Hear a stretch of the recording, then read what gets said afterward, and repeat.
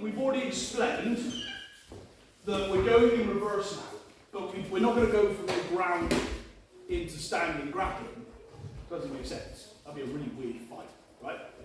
So the ground is just how to escape ground is just how to escape in general, right?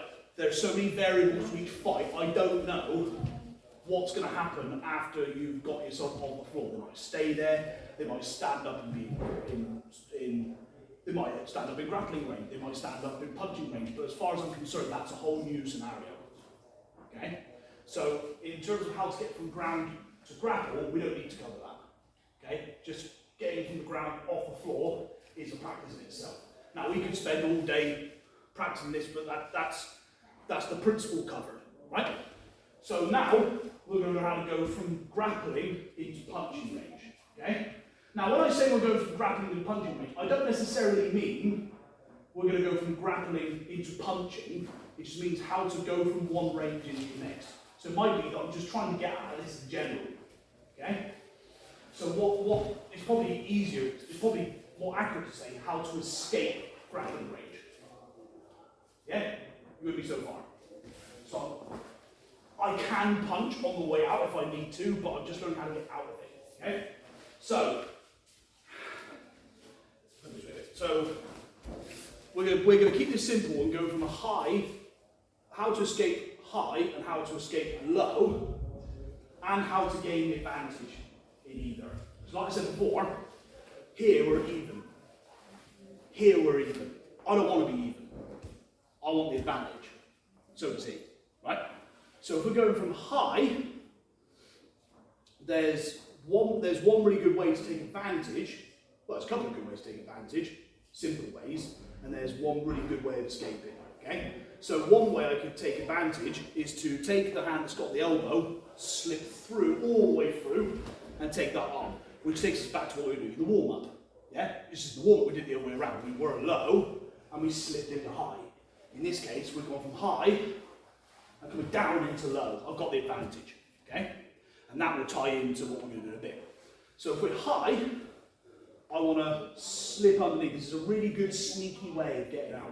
Is I'm not going to do this, because Scott's going to see it coming. What I'm going to do is lift up a little bit, just so I can slip my head underneath, which when we were doing the throw earlier, is connected to that. Okay? Now, if I want to stay in grappling range, I can. Because I'm sticking to him like a magnet. So I was here. I'm staying as close as I can. If I want to stay here and wrap him up, or wrap him up, or wrap him up, or wrap him up, I can do that. If I have to, depending on the scenario. Remember, we're not going into too much detail about what the scenario is. So we're talking about maneuvering my way around grappling, and then being able to escape, right? So maybe I've come to here,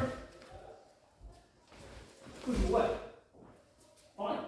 That's me escaping this situation. If me escaping the situation, I haven't got a choice. I have to wrap him up, and he goes, falls over. I've escaped grappling range. Have I not? Right? Assuming I have to. Okay? Let's be specific about it. I have to do something to him so I can escape. So in this case, we're going to keep it simple. Come underneath. Put the hand on the shoulder. Push away. I'll put the hand on the shoulder because the shoulder is the thing that's going to go away. If I push him in the middle, it's going to be harder to push him, especially with one hand. Put it on the shoulder, he's going to bend, he's going to face that way. I've pushed him into punching range. So if I wanted to throw a couple in, I could. Okay? So that's the first one.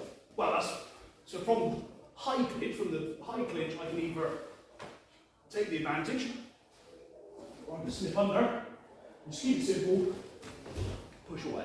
Okay? We go from low, here, do an arm drag. If you practiced arm drags before, do that. So you grab the wrist, pull it away, slip through, throw the arm. Now if you do this right, or do it with enough power, they might fall into punching range anyway. And then I come back, bang, okay?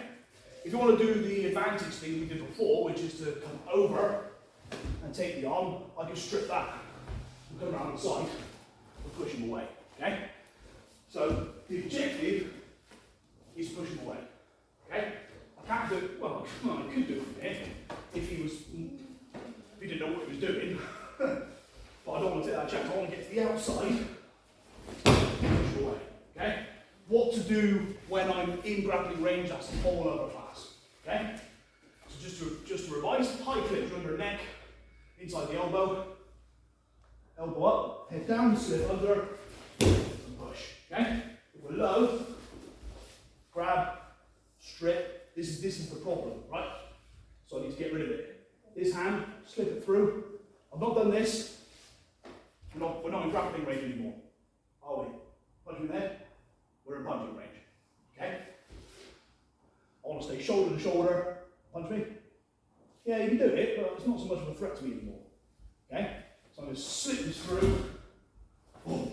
If you want to use both, if you've got both hands free, even better. If I go to the shoulder and the hip, even better.